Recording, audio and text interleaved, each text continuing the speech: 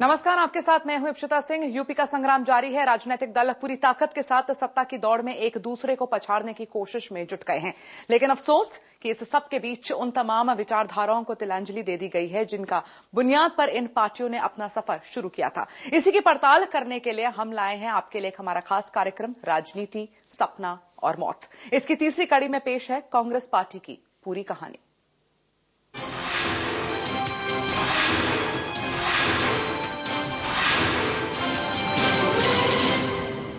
नमस्कार, मैं हूं पंकज श्रीवास्तव। उत्तर प्रदेश की राजधानी लखनऊ में विधानसभा के सामने से ख्वाबों और हकीकत की पड़ताल करने वाले हमारे इस खास कार्यक्रम में आपका स्वागत है। उत्तर प्रदेश की इस विधानसभा पर आजादी के पहले से ही कांग्रेसी परचम लहराता रहा है और आजादी के 30 साल बाद तक ये सिलसिला अनवरत जारी रहा। लेकिन पिछले 22 सालों से यह ऐतिहासिक पार्टी खुद उत्तर प्रदेश में इतिहास बनी हुई है।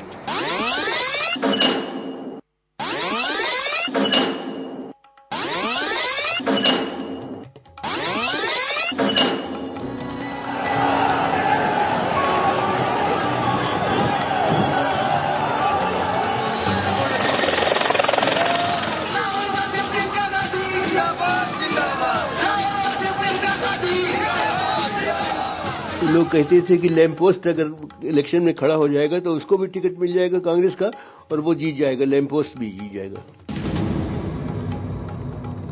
जमीन आसमान का अंतर है। उस समय के नेताओं में ये परिकल्पना ही नहीं थी कि कोई व्यक्ति बेईमान हो सकता है। कांग्रेस ने ही समस्याओं को नहीं पकड़ा। वो समझ रहे थे कि हम तो एक छाता हैं, उसके नीचे कोई भी इकट्ठा हो जाएगा। समाजवादी सिद्धांतों पर आधारित जो आदर्श थे और जो हमारे संविधान ने जो डायरेक्शंस दिए थे उसके ऊपर अमल होता तो आज कांग्रेस का ये बिखराव की जो सूरत है वो न होती। Son of a carpenter and I am proud to be one.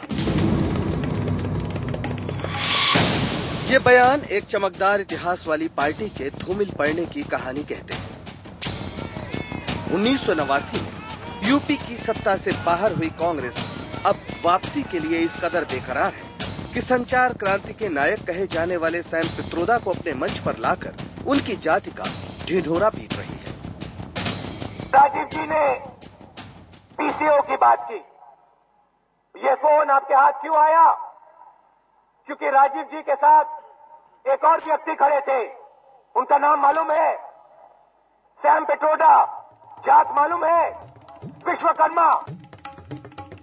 तो क्या माना जाए कि यूपी को बदलने की कसम खाने वाले देश के सबसे युवा और प्रगतिशील राजनीतिक चेहरे बतौर मशहूर हुए राहुल गांधी राजनीति के उसी स्कूल में दाखिल हो चुके हैं जिसके मुलायम और मायावती टॉपर हैं, जहां का पाठ्यक्रम बताता है कि मुद्दों की राजनीति से बेहतर है जातियों और समुदायों की भावनाओं का उफान पैदा करके सत्ता तक पहुंचना। लगता है कांग्रेस अपना इतिहास भूल गई है। 1937 स्वतंत्रता आंदोलन की बढ़ती धार से घबराए अंग्रेजों ने प्रांतीय काउंसिलों के चुनाव कराए।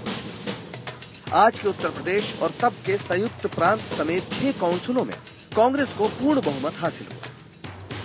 लेकिन गांधी जी सत्ता संभालने जा रहे कांग्रेसी मंत्रिमंडल से कुछ वायदा चाहते थे। उन्होंने कहा, कांग्रेस सरकारें ग्रामोद्योग को बढ़ावा देने, शराबबंदी लागू करने, किसानों का बोझ घटाने, खादी के उपयोग को बढ़ावा देने, शिक्षा प्रसार और अस्पृश्यता निवारण का काम करें। गांधी जी के इन सूत्रों में कांग्रेसी होने का मतलब छिपा है। कांग्रेसी होने का मतलब था जाति, धर्म, समुदाय के खांचों से निकलकर एक बड़े सपने के साथ खुद को जोड़ना। यूपी, कांग्रेस और स्वतंत्रता आंदोलन तब पर्यायवाची शब्द जैसे थे। इलाहाबाद का स्वराज भवन कांग्रेस का राष्ट्रीय मुख्यालय था जहां से पूरे देश को दिशा मिलती। लेकिन आजादी के बाद ऐसे कांग्रेसियों की जमात तेजी से घटी जो गांधीवाद या स्वतंत्रता आंदोलन के संकल्पों से जुड़े हुए। इसमें शक नहीं कि नेहरू ने देश को आत्मनिर्भर और विकसित बनाने के लिए पूरी ताकत झोंक दी थी। लेकिन सत्ता मत में चूर कांग्रेस ने सामाजिक परिवर्तन के सवाल को भुला दिया जो कभी स्वतंत्रता आंदोलन का मूल स्वर था। महात्मा गांधी सिर्फ उन्हीं शादियों में आशीर्वाद देने जाते थे जो अंतर्जातीय होती थी। उनके लिए कांग्रेस राजनीतिक से ज्यादा सामाजिक परिवर्तन की पार्टी थी। लेकिन आजादी के हर गुजरते साल के साथ कांग्रेस सामाजिक प्रश्नों से मुंह चुराने लगी। कांग्रेस को यूपी में पहला झटका 1967 में लगा, जब कांग्रेस के ही नेता चरण सिंह ने पिछड़ों की उपेक्षा का सवाल उठाते हुए कांग्रेस तोड़ दी थी। चंद्रभानु गुप्त की सरकार गिरी और वे संयुक्त विधायक दल के नेता बतौर यूपी के पहले गैर कांग्रेसी मुख्यमंत्री बन गए। कांग्रेस को चरण सिंह का ये आरोप था, उसमें सच्चाई भी थी कि कांग्रेस जो है वो कुछ जातियों की पार्टी है, उसमें कुछ जाति गुटबाजी में हावी हैं और इसलिए जो ऐसी जातियां जिनको जो सत्ता नहीं पा पाए उनमें से चरण सिंह को भी लगा था कि कुछ जातियां हैं और उन्होंने एक जाति गठजोड़ बनाया था, बड़ा मशहूर हुआ, जो अजगर के नाम से जाना गया। 1931 में हुई जाति जनगणना ने बताया था कि देश में पिछड़े वर्ग की जातियां बहुमत में हैं। डॉक्टर लोहिया ने आजाद भारत में किसानों को समाजवादी आंदोलन की रीढ़ बनाया। किसान वर्ग में मुख्य रूप से पिछड़ी जातियां ही थी। डॉक्टर लोहिया के गैर कांग्रेसवाद के नारे के साथ जुड़कर इस वर्ग ने कांग्रेस से मुंह मोड़ लिया। हालांकि कांग्रेस ने पिछड़ों की हालत बेहतर बनाने के लिए काका कालेलकर कमीशन बनाया था, लेकिन उसकी सिफारिशों पर कभी अमल नहीं किया। यही रुख उसने मंडल कमीशन की रिपोर्ट को लेकर भी अपनाया।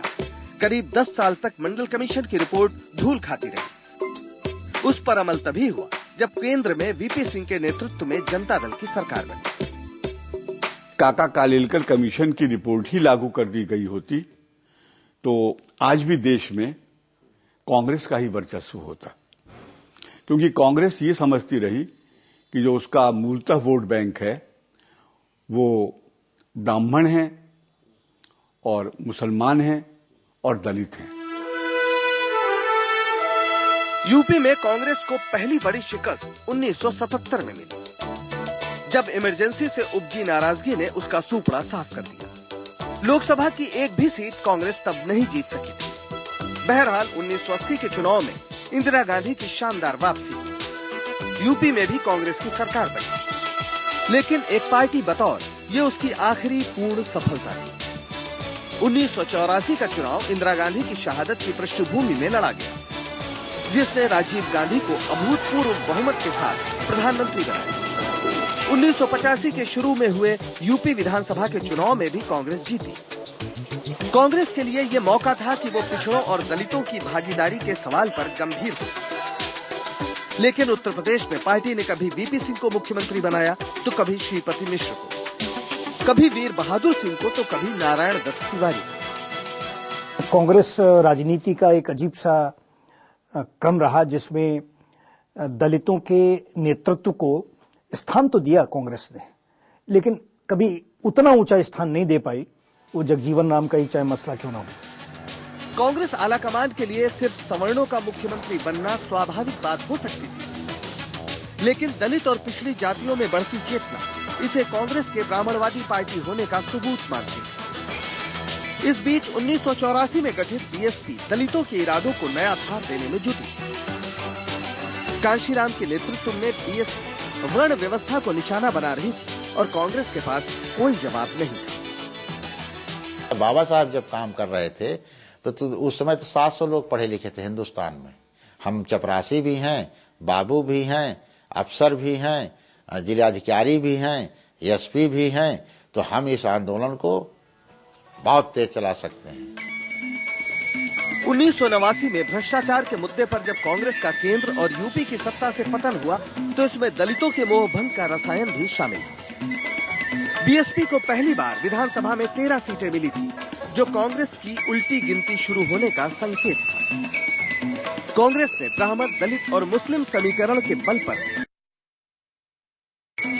लेकिन दलितों ने राह बदलनी शुरू कर दी और 1990 में तेज हुए राम मंदिर आंदोलन को देखते हुए मुसलमान भी उसे कसौटी पर कस रहे थे। राम मंदिर आंदोलन से टकराने के लिए जैसी वैचारिक तैयारी चाहिए थी वो कांग्रेस संगठन में सरासर नदारत थी। विचारहीन कांग्रेस कार्यकर्ताओं की बड़ी जमात कब भगवा रंग में रंग गई पता ही नहीं चला। 6 दिसंबर 1992 को जब बाबरी मस्जिद टूटी तो केंद्र में नरसिम्हा राव के नेतृत्व में कांग्रेस की सरकार चल रही थी। मुसलमानों को लगता है कि राव वक्त पर कार्रवाई करते तो वो अनहोनी न होती। नरसिम्हा राव ने टीवी पर कहा कि ये मस्जिद गिरी है, गलत गिरी है और हम बनवाएंगे और उसी जगह बनवाएंगे, वैसे ही बनवाएंगे। अब मुसलमान कहता है कि वो कहां है। जाहिर है बाबरी मस्जिद का विध्वंस यूपी में कांग्रेस के ध्वंस की बड़ी वजह बना। यही वजह है कि राजनीति में सक्रिय होने के साथ ही राहुल गांधी ने ये बताने की कोशिश की कि उस वक्त गांधी परिवार का कोई शख्स सत्ता में नहीं था। अगर मेरे परिवार का कोई होता उस समय, मेरे पिताजी ने कहा था उनका क्या एक्शन होता कि वो उसको होने नहीं देते। लेकिन पिछले दिनों आई रंगनाथ मिश्र और सच्चर कमेटी की रिपोर्ट ने साबित किया कि देश में मुसलमानों की माली हालत बेहद खराब है। देश और प्रदेश में सबसे ज्यादा वक्त तक शासन करने वाली कांग्रेस इस जिम्मेदारी से बरी नहीं हो सकती। ऐसे में आजादी के 64 साल बाद कांग्रेस को अल्पसंख्यक आरक्षण की याद आई है। यहां अल्पसंख्यकों का सीधा मतलब है मुसलमान। इस मुद्दे का चैंपियन बनने में जुटे कानून मंत्री सलमान खुर्शीद चुनाव आयोग की भी परवाह नहीं कर रहे हैं, लेकिन जानकार नियत पर सवाल उठा रहे हैं। इसको करना था तो बहुत पहले कर देना चाहिए था या इलेक्शन के बाद करना चाहिए था। इसकी टाइमिंग जो है वो मुनासिब नहीं थी। इससे जो केंद्रीय सरकार के जो विरोधी लोग हैं उनको ये आरोप लगाने का मौका मिल गया कि ये इलेक्शन की वजह से किया गया। जाहिर है कांग्रेस के लिए आरक्षण का सवाल सिद्धांत से नहीं रणनीति से जुड़ा है। वरना इस सवाल का क्या जवाब है कि जब सरकारी नौकरियां लगातार घट रही हैं, तो आरक्षण जैसा महत्वपूर्ण कदम भी मुसलमानों को कितना फायदा पहुंचा सकता है। कांग्रेस ऊंट के मुंह में जीरा डालकर रेस जीतने की उम्मीद कर रही है। किस्सा कांग्रेस का जारी है। लौटते हैं छोटे से ब्रेक के बाद, कहीं मत जाइएगा।